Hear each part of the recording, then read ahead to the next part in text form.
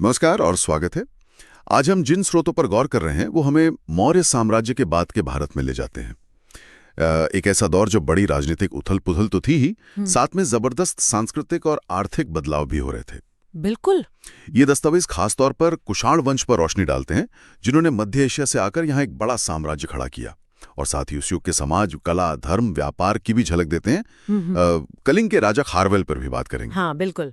तो चलिए इन स्रोतों से कुछ अहम जानकारियां निकालते हैं और समझने की कोशिश करते हैं कि ये मौर्योत्तर काल जो है वो भारत के लिए इतना महत्वपूर्ण क्यों था। बिल्कुल। अक्सर देखिए मौर्यों के बाद के काल को ना बिखराव का दौर मान लिया जाता है, लेकिन ये स्रोत बताते हैं कि ये ठहराव का नहीं बल्कि एक बेहद क्या कहते हैं गतिशील युग था। अच्छा। हाँ, बाहरी दुनिया से संपर्क बहुत बढ़ा, नए विचार आए, नई कला शैलियां जन्मी और अर्थव्यवस्था, खासकर रोम के साथ व्यापार के कारण काफी मजबूत हुई। कुषाण इस कहानी का एक अहम हिस्सा है, पर वे अकेले नहीं थे।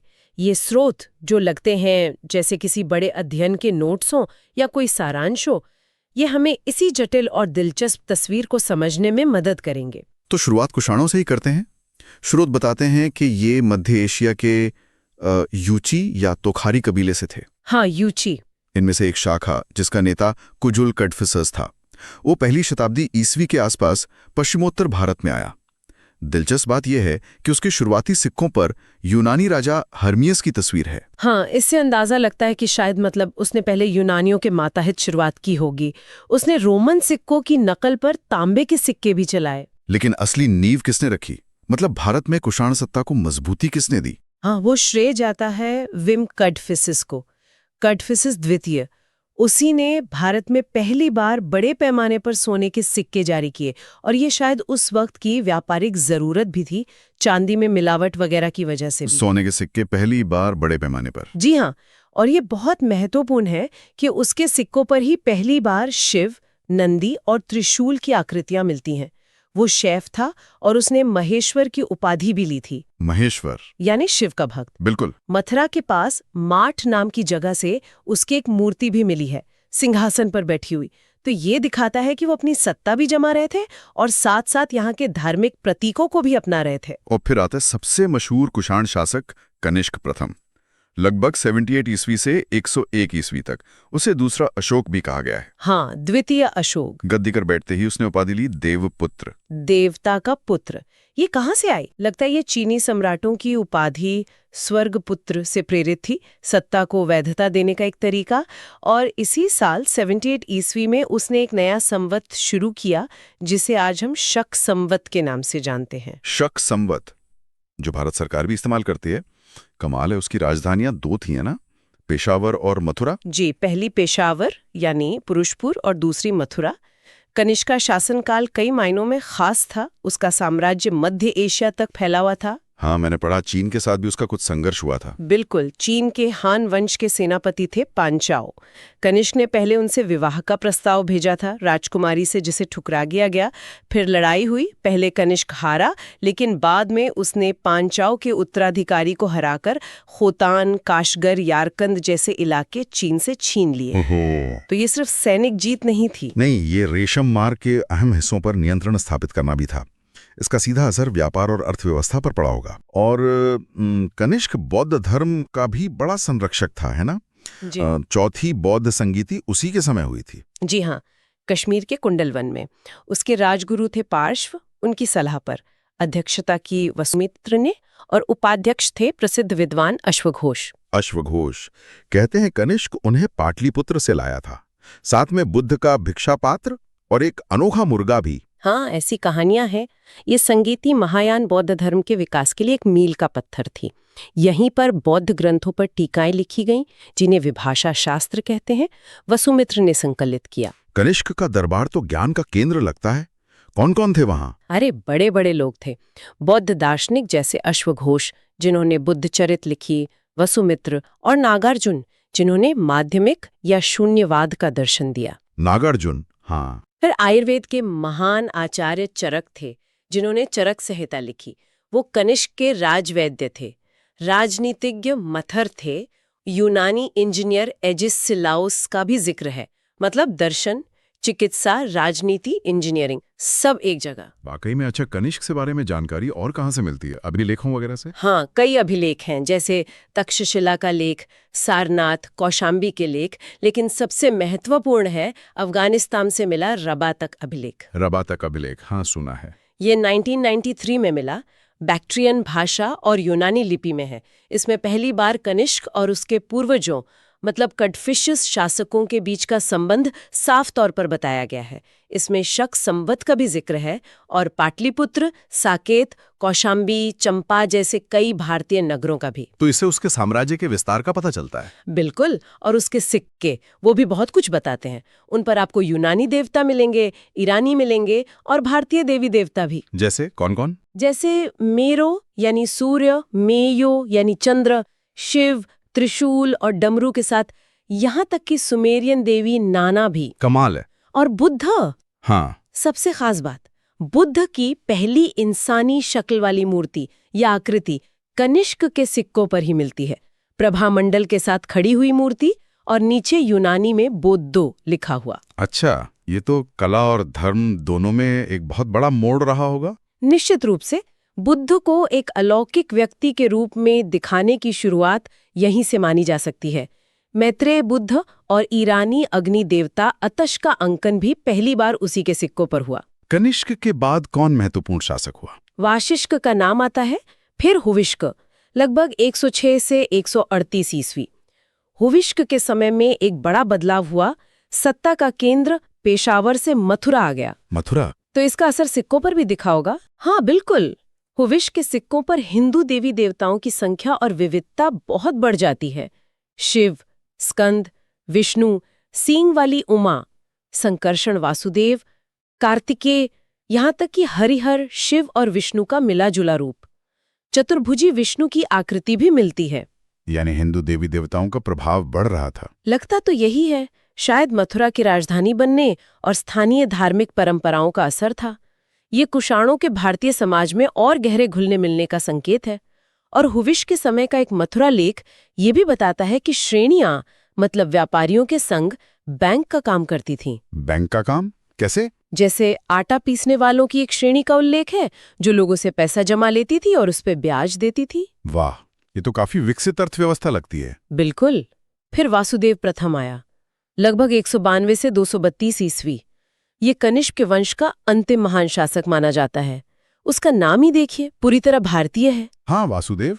और उसके सिक्कों पर मुख्य रूप से शिव और नंदी मिलते हैं। आखिरकार ईरान के ससेनियन शासकों के हमलों से कुषाण शक्ति खत्म हो गई। लेकिन वो भारत को क्या देकर गए? मतलब कुषाणों का क्या प्रभाव रहा? 23 चीजें। प्रशासन में शाही, शाहानुशाही और देवपुत्र जैसी उपाधियां। रोमन नकल पर बने देवकुल जहां राजाओं की मूर्तियां रखी जाती थीं। वेशभूषा में चमड़े के जूते, लंबे कोट, पतलून का चलन शुरू हुआ। लगाम और जीन का बेहतर इस्तेमाल। और हाँ, सबसे ज्यादा तांबे के सिक्के उन्होंने ही जारी किए। देवपुत्र और देवकुल, ये अपनी सत्ता को मजबूत करने के तरीके थे। हाँ, बाहरी शासक अक्सर ऐसा करते हैं, अपनी सत्ता को दैवीय वैधता देना और स्थानीय परंपराओं से जुड़ने की कोशिश। उनके द्वारा लाई गई चीजें दिखाती हैं कि कैसे संस्कृतियां एक दूसरे को प्रभावित करती हैं। ये काल वाकई सांस्कृतिक लेन देन का था। ठीक है, तो ये तो हुई कुषाणों की बात। अब जरा पूरब की ओर चलते हैं। कलिंग यानी आज का ओडिशा। हाँ, खारवेल। बिल्कुल। मौर्योत्तर काल में वहां चेती या महामेघवाहन वंश के राजा खारवेल का उदय हुआ, लगभग पहली शताब्दी ईसा पूर्व। उनकी जानकारी का मुख्य स्रोत क्या है? वो प्रसिद्ध हाथी गुम्फा अभिलेख पुरी के पास उदयगिरी पहाड़ी पर मिला है, प्राकृत भाषा और ब्राह्मी लिपि में। इसकी खास बात यह है कि इसमें खारवेल के शासन के पहले 13 सालों की घटनाओं का साल दर साल ब्यौरा है। ऐसा विवरण बहुत कम मिलता है। अच्छा, तो क्या पता चलता है उससे? खारवेल कैसा शासक था? बहुत महत्वाकांक्षी और शक्तिशाली। अभिलेख बताता है कि उसने दक्षिण में सातवाहन शासक शातकर्णी की परवाह किए बिना हमला किया, पश्चिम में भोजकों और रठिकों को हराया, उत्तर में मगध तक धावा बोला और शायद किसी यवन राजा दिमिटियस नाम का जिक्र है, उसे भी हराया। और तो और सुदूर दक्षिण में तमिल राज्यों के एक संघ को भी चुनौती दी। बाप रे, चारों तरफ अभियान। इसमें कोई खास बात जो ध्यान खींचती हो? दो बातें बहुत दिलचस्प हैं। एक, उसने एक पुरानी नहर की मरम्मत करवाकर उसे अपनी राजधानी तक बढ़ाया, और अभिलेख कहता है कि ये नहर 300 साल पहले नंद राजा ने बनवाई थी।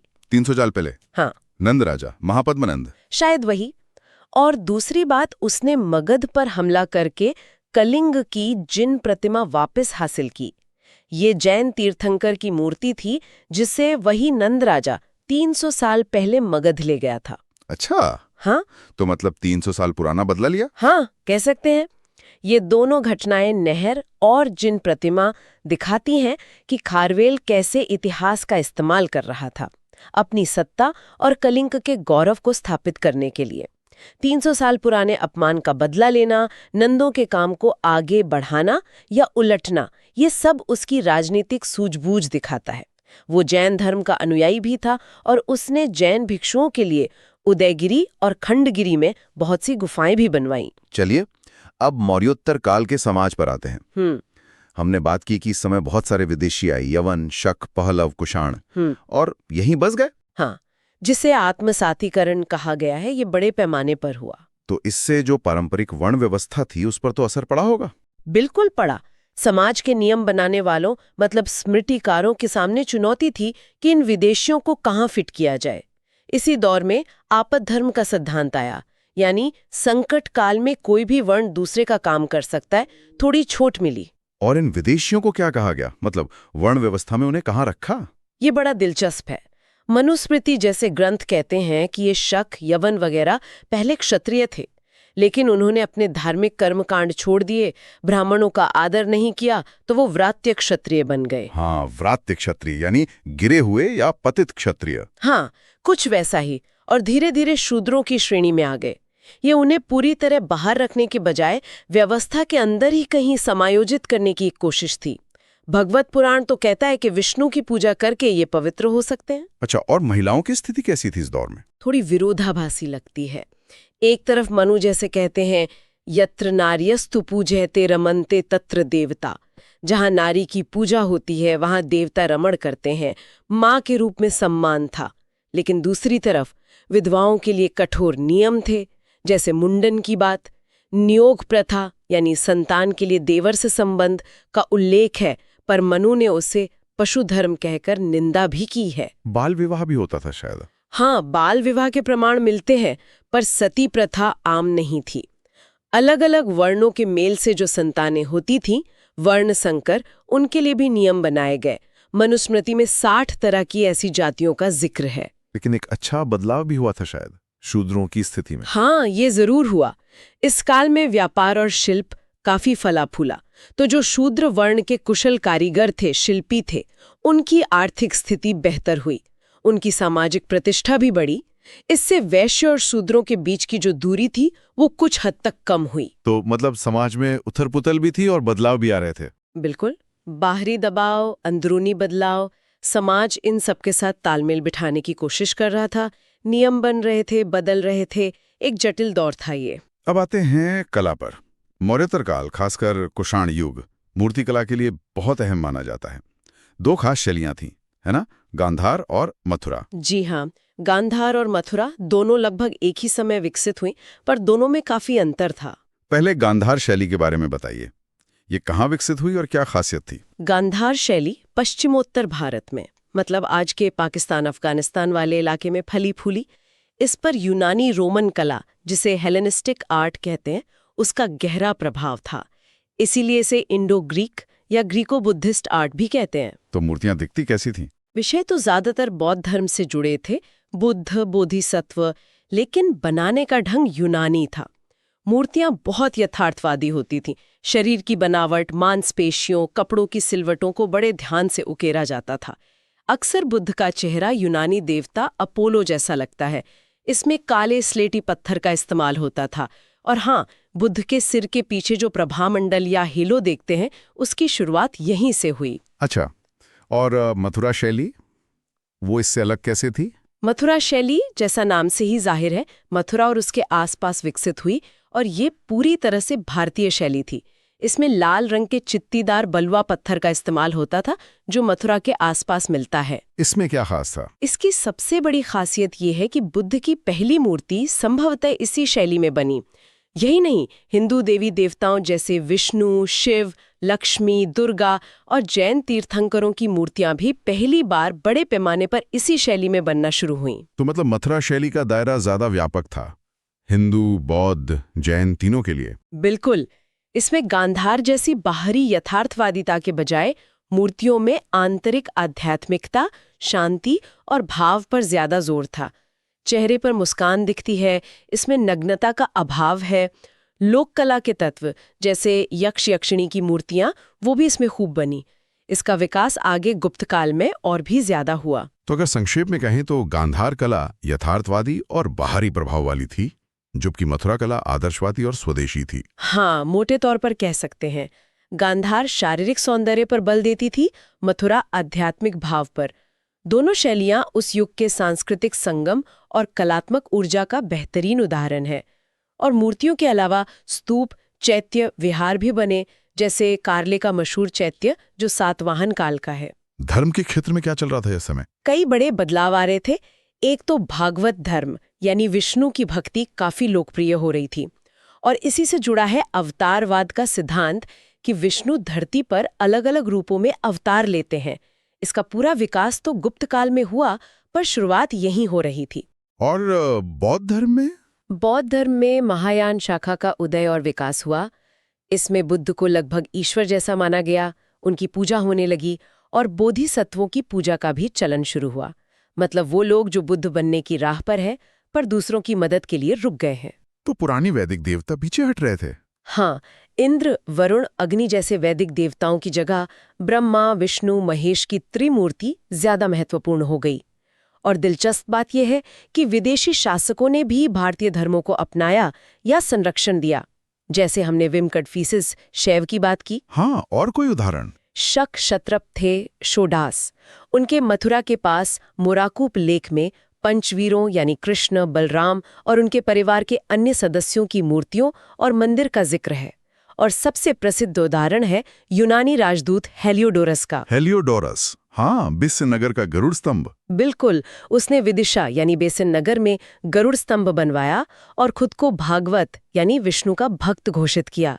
ये दिखाता है कि भागवत धर्म विदेशियों में भी लोकप्रिय था। प्रशासन में भी कुछ नई चीजें शुरू हुई थी, भूमि अनुदान वगैरह। हाँ, सातवाहन शासकों ने जो दक्कन में राज कर रहे थे, उन्होंने ब्राह्मणों और बौद्ध भिक्षुओं, श्रमणों को कर मुक्त जमीन दान में देने की प्रथा शुरू की। इसका पहला अभिलेखीय प्रमाण पहली सदी ईसा पूर्व का मिलता है। कर मुक्त जमीन?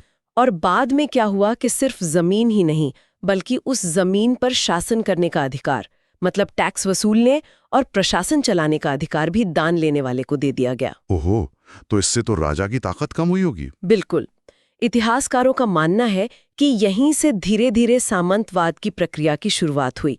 विकेंद्रीकरण बढ़ा, केंद्रीय सत्ता कमजोर हुई, और शायद इसी को रोकने के लिए राजाओं ने खुद को देवताओं से जोड़ने की कोशिश की। अपनी उपाधियां बड़ी बड़ी रखीं, जैसे गौतमी पुत्र शातकर्णी की तुलना कई देवताओं से की गई है, या कुषाणों ने देवपुत्र उपाधि ली। शक और कुषाणों ने एक और प्रथा शुरू की थी शायद, संयुक्त शासन। हाँ, संयुक्त शासन, मतलब राजा और युवराज या कोई और सहशासक मिलकर शासन करते थे। सत्ता का बंटवारा। और एक और चीज, सामंत शब्द का अर्थ बदल गया। वो कैसे? कौटिल्य के अर्थशास्त्र में सामंत का मतलब होता था स्वतंत्र पड़ोसी राजा, लेकिन अश्वघोष ने बुद्ध चरित में सामंत शब्द का प्रयोग किया है अधीनस्थ शासक के लिए। ये दिखाता है कि प्रशासन का ढांचा बदल रहा था, सामंती व्यवस्था की तरफ जा रहा था। चलिए अब आते हैं अर्थव्यवस्था पर। लगता है ये इस युग का सबसे मजबूत पहलू था, खासकर व्यापार। हाँ, निश्चित रूप से। पहली सदी ईस्वी में रोमन साम्राज्य की स्थापना हुई, और वो लोग भारतीय विलासिता की चीजों के बहुत बड़े खरीदार थे। इससे भारत के अंतर्राष्ट्रीय व्यापार को जबरदस्त उछाल मिला। और उसमें कुषाणों का क्या रोल था? कुषाणों का मध्य एशिया और रेशम मार्ग के एक बहुत बड़े हिस्से पर नियंत्रण था। इससे भारत का मध्य एशिया और पश्चिमी दुनिया, खासकर रोम के साथ व्यापार बहुत आसान हो गया और बढ़ा।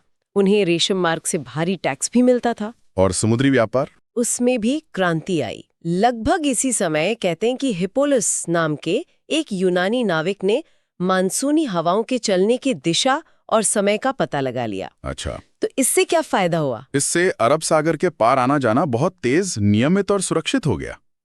पहले तट के सहारे सहारे जाते थे, अब सीधे समुद्र पार कर सकते थे, तो समुद्री व्यापार भी एकदम से बढ़ गया। तो भारत से क्या-क्या जाता था बाहर? बहुत कुछ। मसाले, खासकर काली मिर्च, कीमती पत्थर, मोती, हाथी दांत, रेशम और बेहतरीन सूती कपड़े। एक किताब है पेरिप्लस ऑफ द एरिथ्रियन सी, किसी अनदिजान यूनानी लेखक ने लिखी है 1वीं सदी ईस्वी में। उसमें भारत से रोम जाने वाले सामान की लंबी लिस्ट है। और बदले में भारत को क्या मिलता था? सोना, मुख्य रूप से सोना और चांदी। रोम से भारत में इतना सोना आ रहा था कि वहां चिंता होने लगी थी। चिंता? क्यों? रोमन लेखक थे प्लिनी। उन्होंने 77 ईस्वी में लिखा कि रोम भारत से विलासिता की चीजें खरीदने के चक्कर में हर साल करोड़ों सेस्टर्स, उनकी मुद्रा, लुटा रहा है। सम्राट टिबेरियस ने भी शिकायत की थी कि रोमन सोना काली मिर्च खरीदने में बर्बाद हो रहा है। यानी व्यापार संतुलन पूरी तरह भारत के पक्ष में था। बिल्कुल, और इसके सबूत भी मिले हैं। दक्षिण भारत में, खासकर तमिलनाडु में अरिक्कामेडु जैसी जगहों पर खुदाई हुई है। वहां रोमन सिक्के मिले हैं, ऑगस्टस और टिबेरियस के। रोमन शैली के बर्तन मिले हैं, शराब के बड़े बड़े मर्तबान मिले हैं जिन्हें एम्फोरा कहते हैं। यहाँ तक कि एक रोमन बस्ती के अवशेष भी मिले हैं। अरिकमेडु, इसे पेरिप्लस में पेडॉक कहा गया है ना? हाँ, वही। और काली मिर्च तो रोमनों को इतनी पसंद थी कि उसका संस्कृत नाम ही यवन प्रिय पड़ गया, यानी यूनानियों रोमनों को प्रिय। यवन प्रिय, कमाल है। तो इस व्यापार का सबसे ज्यादा फायदा किसे मिला, कुषाणों को या दक्षिण के राज्यों को? लगता है समुद्री व्यापार का ज्यादा फायदा सातवाहनों और दक्षिण के अन्य राज्यों जैसे चोल, चेर, पांडे को मिला। कुषाणों ने रेशम मार्ग वाले जमीनी रास्ते से खूब कमाई की। इस पूरे व्यापार ने भारत में नगरीकरण को भी बहुत बढ़ावा दिया। उज्जैन, प्रतिष्ठान, तगर, मथुरा जैसे शहर बड़े व्यापारिक केंद्र बन गए। पूर्वी तट पर ताम्रलिप्ति, पश्चिमी तट पर भड़ौच, बेरीगाजा, ये बड़े बंदरगाह थे। और इस पूरी अर्थव्यवस्था को चलाने वाले कौन थे, मतलब उद्योग धंधे, व्यापारी? हाँ, उद्योग भी खूब विकसित थे। सूती कपड़ा उद्योग सबसे महत्वपूर्ण था। रंगाई का काम होता था, हाथी दांत का काम होता था, मनके बनते थे, लोहे का काम होता था। अलग अलग शिल्पों का जिक्र मिलता है जातक कथाओं में 18, दीघ निकाय में 24, महावस्तु में 36, मिलिंद पन्हों में तो 75 शिल्पों का उल्लेख है। और ये शिल्पी और व्यापारी संगठित थे श्रेणियों में? हाँ, श्रेणियां, गिल्ड्स। ये इस काल की अर्थव्यवस्था की रीढ़ थीं। ये सिर्फ अपने सदस्यों के हितों की रक्षा नहीं करती थीं, बल्कि बहुत शक्तिशाली और स्वायत्त संस्थाएं थीं। स्वायत्त मतलब? उनके अपने नियम होते थे जिन्हें श्रेणी धर्म कहा जाता था। मनु ने भी इसका जिक्र किया है। उनके अपने प्रमुख होते थे, जेठक, श्रेष्ठी, अपना कार्यालय होता था, निगम सभा। वो अपने सदस्यों पे न्यायिक अधिकार भी रखती थीं। काम के नियम, माल की गुणवत्ता, कीमतें सब तय करती थी। राजा भी उनके मामलों में कम ही दखल देता था। क्या वो सिक्के भी चलाती थी? हाँ, कुछ श्रेणियों के अपने सिक्के भी मिले हैं, जैसे नालंदा, कौशाम्बी से। और सबसे दिलचस्प बात, वो बैंक का काम भी करते बैंक का काम? जी, हमने हुबिश के समय भी सुना था। जी हाँ, लोग उनके पास अपना पैसा जमा करते थे, जिसे अक्षय ही निवि कहते थे। ये एक तरह का स्थायी निवेश या एंडाउमेंट होता था, जिसके ब्याज से फिर धार्मिक या सामाजिक काम किए जाते थे। ये श्रेणियां लोक कल्याण के काम भी करती थीं। मतलब ये उस समय की अर्थव्यवस्था की परिपक्वता को दिखाता है। अद्भुत। अच्छा, अंत में जरा साहित्य पर भी बात कर लें। इस दौर में कौन सी महत्वपूर्ण रचनाएं हुई? कई हुई। प्राकृत भाषा में सातवाहन राजा हाल ने गाथा सप्तशती लिखी, जो प्रेम कविताओं का संग्रह है। संस्कृत में पतंजलि ने पाणिनि के व्याकरण पर टीका लिखी। महाभाष्य, चरक की चरक संहिता भी इसी काल की है। हाँ, चिकित्सा का महान ग्रंथ। भरत मुनि का नाट्यशास्त्र, कला और नाटक पर। वात्स्यायन का कामसूत्र। बौद्ध साहित्य में अश्वघोष ने बुद्धचरित, बुद्ध की जीवनी, सौंदर्यानंद जैसे महाकाव्य और सारीपुत्र प्रकरण नाम का नाटक लिखा। भास के नाटक जैसे स्वप्नवासव दत्ता भी इसी काल के माने जाते हैं। उन्हें शायद पहला संपूर्ण नाटककार माना जाता है। तो साहित्य में भी काफी विविधता थी। काव्य, व्याकरण, चिकित्सा, कला, दर्शन, नाटक। बिल्कुल। प्राकृत और संस्कृत दोनों भाषाएं फल फूल रही थीं और हर विषय पर लिखा जा रहा था। ये उस युग की बौद्धिक और सांस्कृतिक समृद्धि का साफ प्रमाण है। तो इन सभी स्रोतों को आज हमने जिस तरह से देखा, उससे हम कह सकते हैं कि मौर्यों के बाद का भारत, हाँ, राजनीतिक रूप से शायद वो बटा हुआ था, लेकिन सांस्कृतिक और आर्थिक रूप से ये ठहराव का नहीं, बल्कि जबरदस्त गतिशीलता का काल था। नए विचारों का आदान प्रदान हुआ, समृद्धि आई। हाँ, बिल्कुल। कुषाणों और दूसरे बाहरी समूहों का आना, उनका यहाँ के समाज में मिलना जुलना, कला में गांधार और मथुरा जैसी नई शैलियों का विकास, धर्म में भागवत और महायान जैसे नए विचारों का आना और रोम तक फैला हुआ व्यापारी, सब मिलकर एक बहुत ही कह सकते हैं जीवंत तस्वीर बनाते हैं उस युग की। ये युग दिखाता है कि कैसे बाहरी संपर्क और अंदरूनी बदलाव मिलकर किसी सभ्यता को एक नया रूप दे सकते हैं। हाँ, और कैसे दोनों एक दूसरे को प्रभावित करते हैं। कुषाण शासक देवपुत्र बन रहे हैं, यूनानी राजदूत भागवत धर्म अपना रहा है और भारतीय स्मृतिकार उन विदेशियों को व्रात्य क्षत्रिय कहकर अपनी व्यवस्था में जगह देने की कोशिश कर रहे हैं। ये सब उसी जटिल लेन देन का हिस्सा था। ये स्रोत हमें सिर्फ राजाओं और लड़ाइयों से आगे ले जाते हैं, उस दौर के समाज, अर्थव्यवस्था और संस्कृति की धड़कन सुनाते हैं। और यहाँ एक सवाल मेरे मन में आता है जिस पे शायद हमारे श्रोता भी सोच सकते हैं।